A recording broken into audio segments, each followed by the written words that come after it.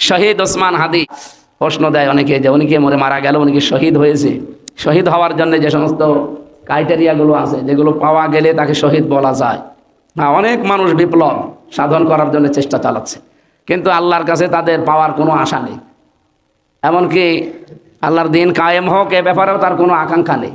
মানবতা মুক্তির জন্য তারা চেষ্টা চালাচ্ছে। হ্যাঁ, তাদের কাজকেও আমরা সম্মান জানাই, কিন্তু কোনো মানুষের যদি এই নিয়ত থাকে তাকে আপনি শহীদ বলতে পারবেন না। হ্যাঁ, তার পুরস্কার সে দুনিয়ায় বাহবা পাবে, মরণের পরে তার কোনো পুরস্কার নেই, কারণ শাহাদতের এই সম্পর্কটা তার নিয়তের সাথে।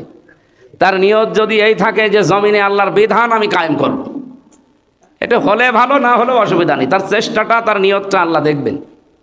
ওসমান হাদি তার বহু বক্তব্যে কথা জানিয়েছে যে আমরা দুনিয়ায় মায়ের পেট থেকে এসেছি শহীদ হওয়ার জন্য। এ কথা কি শুনেছেন কোনোদিন?